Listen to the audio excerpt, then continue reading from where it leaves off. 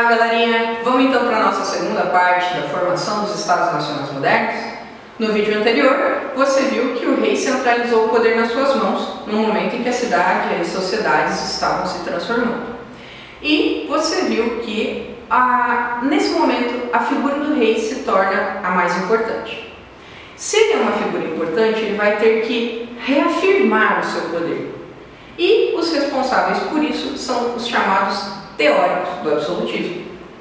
Portanto, nessa aula, nós vamos estudar quem foram os teóricos, ou seja, aqueles que criaram teorias, que criaram ideias para justificar o poder centralizado nas mãos do rei.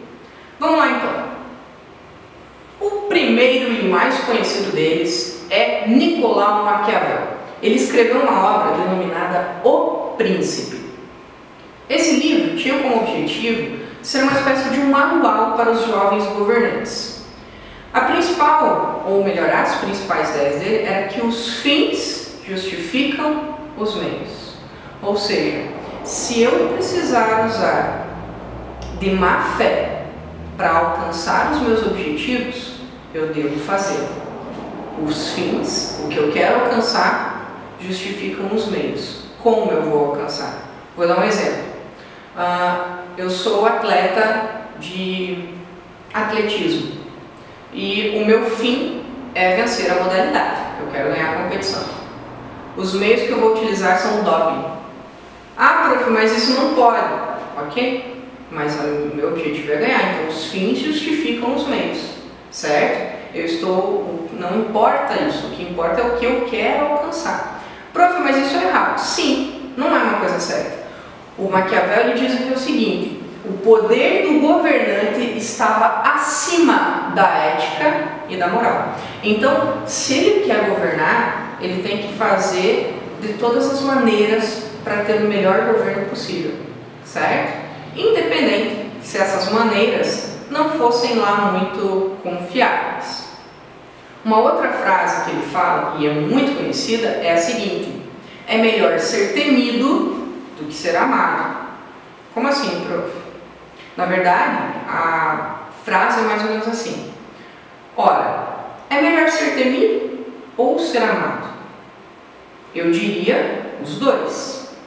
Porém, como é muito difícil ser temido e amado ao mesmo tempo, se o rei tiver que escolher, escolha ser temido. Porque as pessoas mudam muito facilmente o seu humor.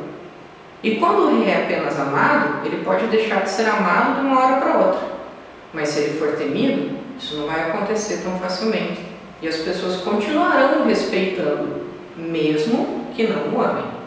Então, para Maquiavel, o importante é o governante ter pulso firme e manter o governo em suas mãos, independente do que ele vá fazer para isso, para a sua nação ter o melhor que ela puder, ok?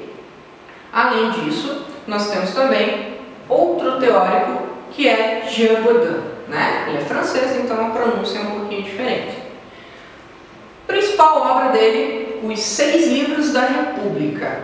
O que ele vai trazer nessa obra? Ele vai criar o conceito de soberania. Soberano é aquele que está acima. Se eu digo, o Estado é soberano, estou dizendo que o governo está acima da vontade das pessoas. Então, vou usar um exemplo muito real.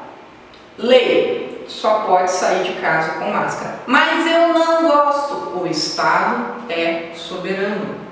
A sua vontade não está acima da vontade do Estado, das regras que são feitas para a maioria.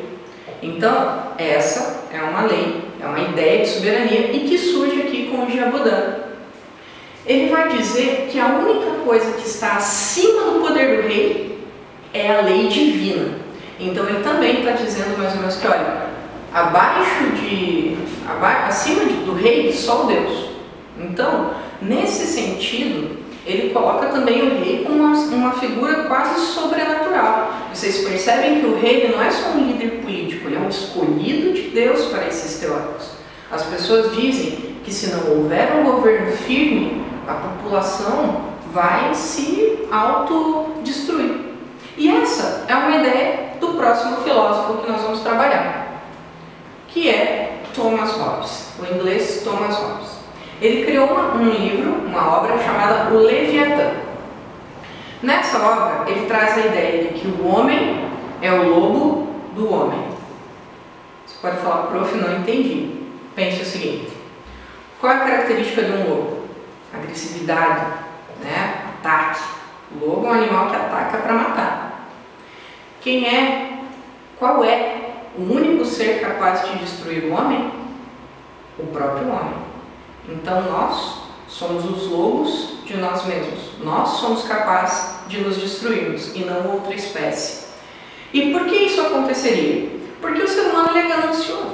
Porque o ser humano ele é ganancioso. Ele quer impor as suas vontades. Quantas pessoas não saem nesse momento em que nós temos que pensar no todo? Não vou usar máscara, não vou tomar medidas. Quantas pessoas não negam o que está acontecendo para manter a sua vontade? Então, ele dizia que se cada um criasse a sua lei, isso não ia dar certo. Então seria necessário que nós abríssemos mão do nosso direito de escolha e entregássemos esse direito a alguém. Quem seria esse alguém? O rei. O rei tomaria as decisões, porque se não houver uma pessoa que direcione, o ser humano acabaria com ele mesmo. Então, essa é a ideia de Thomas Hobbes. E por fim, um dos últimos teóricos bastante famosos aqui, também o francês Jacques Bossuet. Ele criou uma obra conhecida como A Política Tirada das Sagradas Escrituras.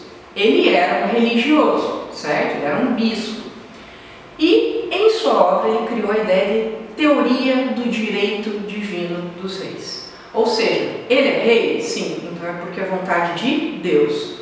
Logo, não cabe a nenhum de nós questionar o poder do rei. O rei, para Bossuet, era infalível, independente de qual medida ele tomasse. Podia ser uma medida positiva ou negativa. Não cabe a nós questionarmos. É a vontade de Deus, certo? Que está sendo representado no rei. O que nós percebemos então com o pensamento de todos esses filósofos? Que eles tentaram mostrar que a sociedade precisa de um líder, precisa de alguém que coloque ordem, que direcione. Esse era o pensamento da época. Esse líder, normalmente, era o rei. E, obviamente, os reis faziam com que esses livros fossem publicados e chegassem a muitas pessoas, porque isso fortalecia o seu poder. Então, na aula de hoje, você pode conferir algumas das ideias dos principais teóricos, dos principais defensores do poder absoluto nas mãos do rei, poder centralizado. Até a próxima!